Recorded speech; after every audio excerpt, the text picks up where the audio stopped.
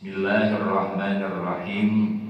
Qala al-musannifu rahimahullahu ta'ala wa adama nafa bihi wa bi barakati ulumihi wa bikum fid daraini amin. Qala Kitabul Janaizi, kitab menerangkan tentang jenazah, pengurusan jenazah. Istilah dalam fikih itu tajhiz, ya, pengurusan jenazah. Ini kita ngomongin terkait dengan masa yang akan kita lalui. Kita ini di fase dunia. Nanti sebagai penentu apakah kita termasuk minas syaqawah atau minas sa'adah, apakah kita termasuk orang yang nanti berbahagia ataukah kita termasuk orang yang celaka, penentunya nanti pada saat nazar, pada saat sakaratul maut. Itulah yang kita inginkan dalam kondisi akhir hayat kita itu adalah husnul khotimah. Dan ini menjadi satu hal yang mutlak bagi kita selaku muslim, karena memang perintahnya dalam surah Al-Baqarah Allah nyatakan wala tamutunna illa wa antum muslimun. Jangan kalian mati melainkan dalam keadaan membawa Islam, iman, muslim. Cuma ini memang kasab, perlu ikhtiar, ya, perlu ikhtiar. Tidak mudah untuk meraih husnul khotimah, maka di dalam kehidupan ini perlu kita perjuangkan. Karena benang merahnya memang adanya di sini sebagai manusia yang sukses itu, mohon maaf, bukan orang yang punya gelar titelnya banyak, biasa punya kekayaan yang luar biasa. Itu bukan sebuah kesuksesan yang abadi, hanya sifatnya semu. Justru kacamata agama melihat seorang di akhir hayatnya bisa melalui proses namanya sakaratul maut, kemudian didampingi dengan apa? Dengan keimanan dia.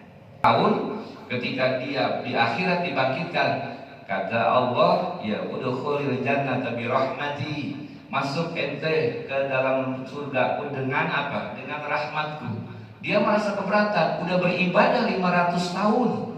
Allah izinkan dia ibadah 500 tahun, tapi ketika dia mau masuk ke dalam surga, dia minta bukan dengan rahmat Allah, tapi dengan amal kebaikan-kebaikan yang dia lakukan di dunia. Ternyata Allah perintahkan kepada malaikat Jibril, dari nikmat rahmat mata saja, itu ternyata amal yang dia lakukan 500 tahun tidak ada apa-apanya.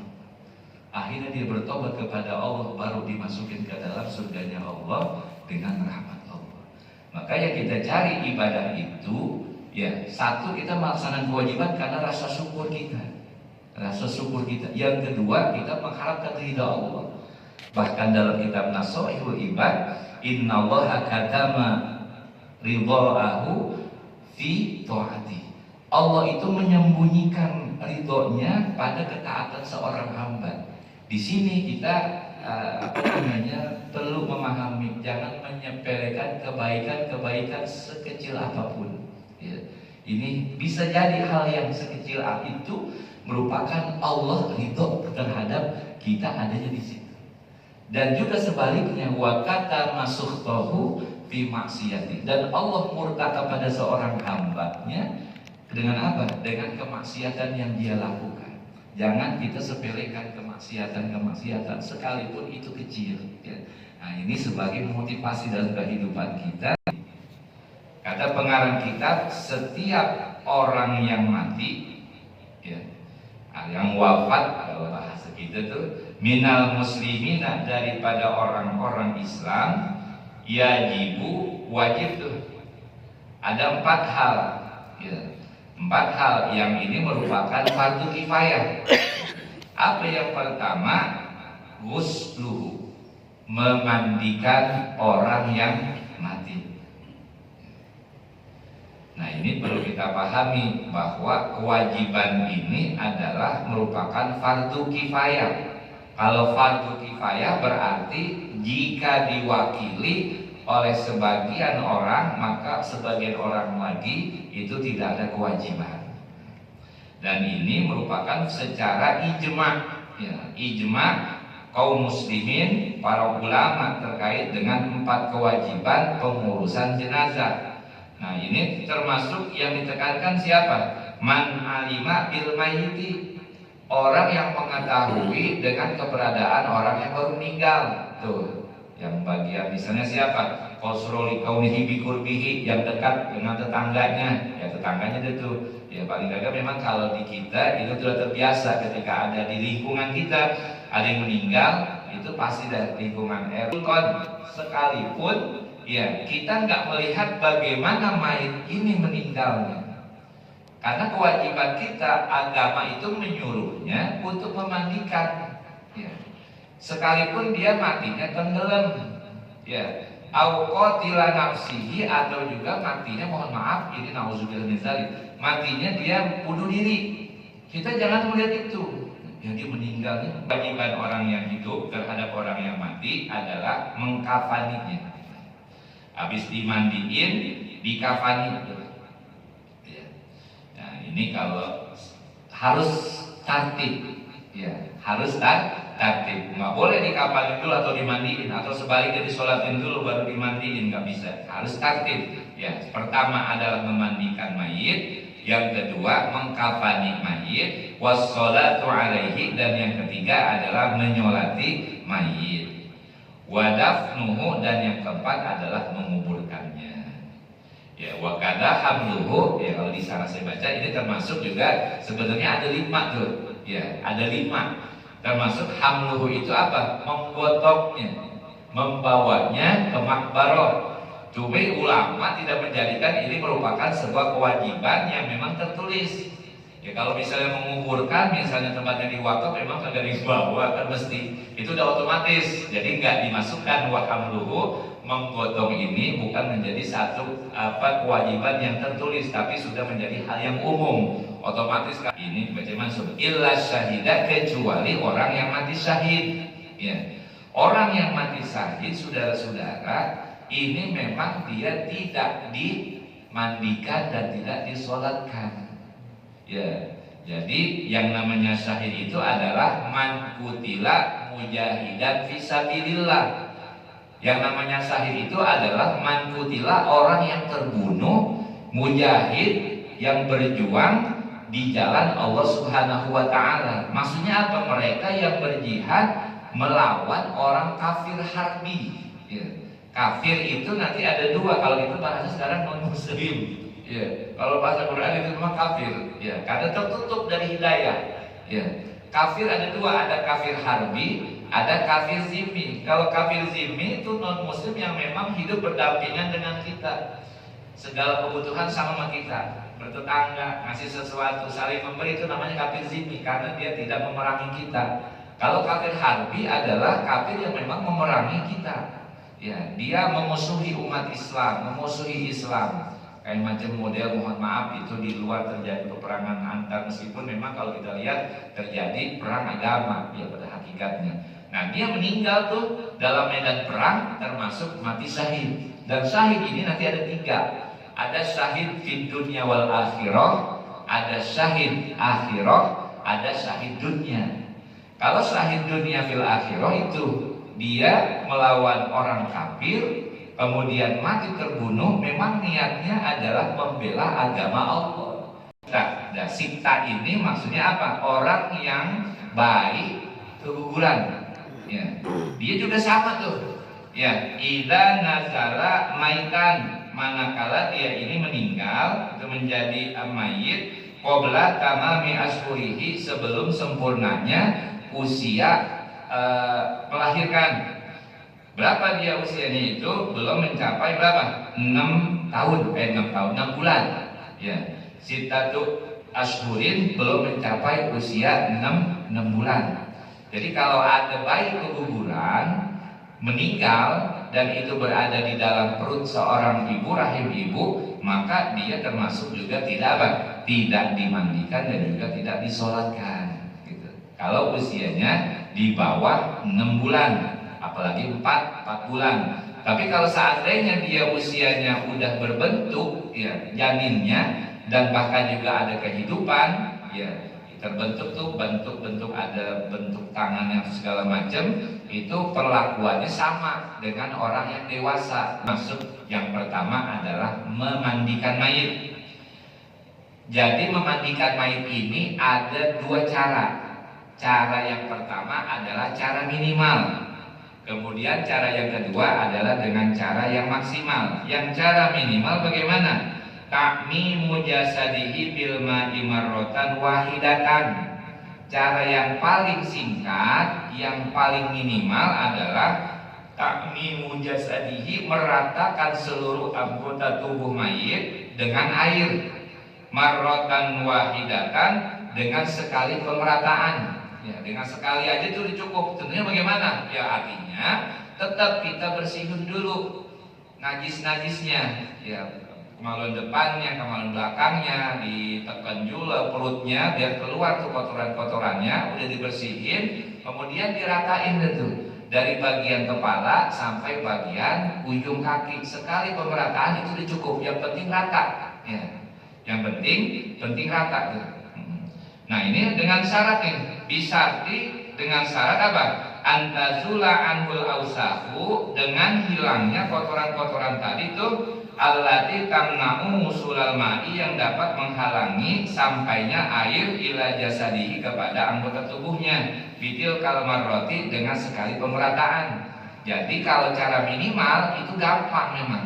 Bersihin dulu najis-najisnya, kemaluan depan, kemaluan belakang, kemudian ditekan perutnya biar keluar sisa-sisa kotoran yang ada di dalam tubuhnya. Sama tuh, artinya apa? Didudukin ya, tapi condong ke belakang, ditekan perutnya ya, bagi orang yang memandikan biar apa? Kotoran-kotoran atau air seni yang masih tersisa dalam tubuhnya itu dikeluarin. Setelah itu baru sekali pemerataan dari kepala sampai ujung kaki itu rata. Itu namanya cara yang paling minimal ya. Udah cukup itu ya, kagak pakai macam-macam dah, nggak pakai daun bidara, nggak pakai kapur baru, sekali aja, itu paling minimal ya, paling minimal. Kemudian ya, wa akmaluhu, dan yang paling sempurna ya, yang paling sempurna nih memandikan jenazah, memandikan mayit, ayyujlisahul ghasilu ma'ilan, di mana orang yang memandikan mendudukkan mayit ya, ma'ilan, kemudian dicondongkan tuh, dicondongkan kemana? Ila kufahu, ke belakang tengkuknya, lehernya. Jadi condongnya didudukin, jadi posisinya agak begini, miring ke belakang ya. Nah, didudukin tapi dimiringin. Mandiin, misalnya ada satu yang membuat dia takjub, misalnya wajahnya bersinar misalnya, itu harus disampaikan ke orang ya, karena yang kebaikan, karena perintah uzkur mahasina mautakum, sebut tuh ya, ceritain kepada orang. Buat apa? Sebagai motivasi. Wah, almarhum luar biasa nih ibadahnya, jadi kita termotivasi, meninggalnya cakep begitu. Nah ini perlu. Tapi kalau hal-hal yang sifatnya aib, itu seorang amil nggak boleh buka ya. Sampai hari kiamat kagak boleh buka ya. Karena ini amanah, dan hal yang buruk kalau manakala ini dibuka sama amil. Ini sebagai motivasi ya, buat kita semuanya. Kemudian kita lanjutkan ya, wa yusnidu zohrohu, dan juga menyandarkan punggungnya agar keluar tuh semua kotoran-kotoran. Summa yunazzifa asnanuhu, kemudian juga ya, seorang amil ini, orang yang memandikan, mencuci giginya tuh. Jadi saudara-saudara, ketika seorang amil membasuh, mencuci ya, daripada badan orang yang sudah meninggal, itu nanti pakai alas atau hail namanya ya, sarung tangan, atau juga pakai apa? Pakai potongan kain. Jadi semua usapan dari dia membersihkan kotoran yang ada pada dua kemaluannya itu nanti diganti lagi atau dengan sarung tangan dicuci. Ya. Jangan habis dari tempat yang dua kemaluan kemudian masukin ke gigi, jangan kesianan gitu ya, malah nggak bagus kesianan. Kemudian juga summa yagsila sau'atai itu, ya juga dia membersihkan atau mencuci kedua kemaluannya. Wahi khirqatin malfufatin, dengan apa? Dengan sepotong kain malfufatin yang memang udah dilipat tuh ala yadihil yusra, pada tangan yang kiri. Jadi setiap peralihan dari cucian seorang hamil kepada mayit itu dilipat atau dicuci. Kalau sekarang biasanya banyak menggunakan sarung tangan yang karet.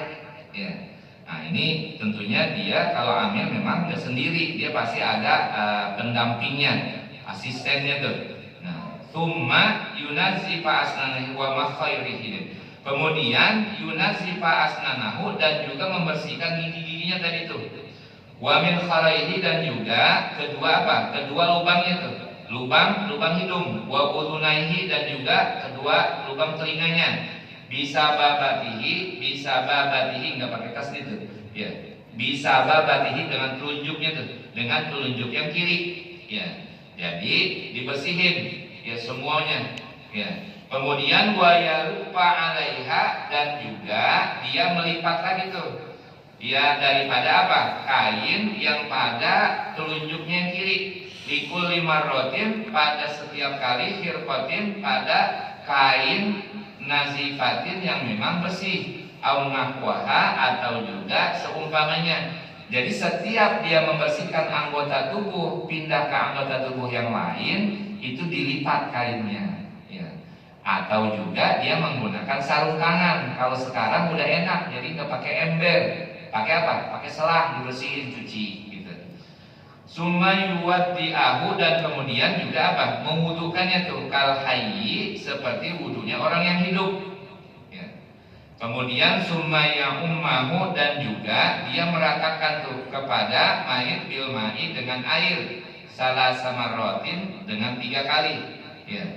Wa yakunu fil marratil ula, pada permulaan basuhan pertama sidrun, dengan menggunakan air yang bercampur dengan daun bidara, ya. Au naquhu, atau seumpamanya.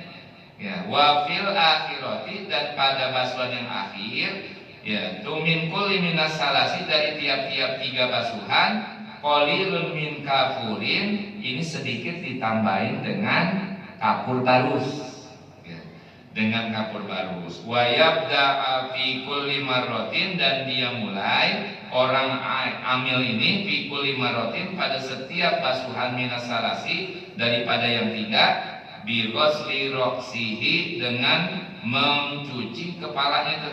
Jadi setiap basuhan dimulai dari kepalanya.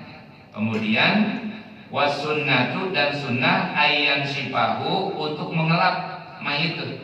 Ba'da tamami muslihi, setelah sempurnanya dia membasuh seluruh anggota tubuhnya. Jadi kalau kita lihat secara sempurna, ini secara umum.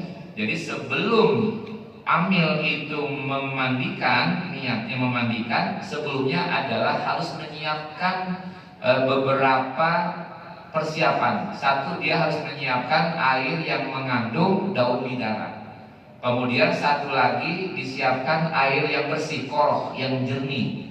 Satu lagi air yang jenis air biasa tapi dicampur dengan kapur barus. Nah, ini merupakan proses 3 macam jenis air yang kita gunakan untuk memandikan mayit. Sebelumnya kita harus siapin juga air, katakanlah nanti pakai keran aja, pakai selang. Itu apa? Untuk mencuci bagian hal-hal yang najis. Jadi sebelum mandi itu sama juga kita pada saat mandi hadas besar. Jadi sebelum kita niat mandi itu kan bersihin dulu tuh. Sama kayak mandi jenazah begitu. Jadi sebelum niat dimandiin jenazah itu, kita cuciin dulu, bersihin dulu. Ya, bersihin dulu kemaluannya, ada najis segala macam. Setelah selesai baru kita wuduin. Ya. baru kita wuduin. Mandinya belum, pokoknya kita bersihin dulu najis-najis yang ada dalam perutnya, termasuk kita dorong tuh, kita dudukin. Nah, ada piring condong ke belakang, didorong tuh. Nah, kemudian setelah udah bersih kotoran-kotorannya, baru kita wuduin. Ya, wudu ini ya adalah sunnah, tapi niatnya wajib. Ya, nawaitul wudu'a an hadal mayyiti sunnatan lillahi ta'ala. Aku niat mewudukan mayit ini sunat karena Allah. Wudunya sunnah, tapi niatnya wajib. Basah sama tuh kayak kita ya, memandikan mayit manakala ada yang meninggal. Dan kita juga memang harus bisa sewaktu-waktu sekiranya amilnya nggak sempet atau mungkin lagi keluar kota kagak ada orang, emang siapa? Ini memang kita harus bisa ya, biasanya ada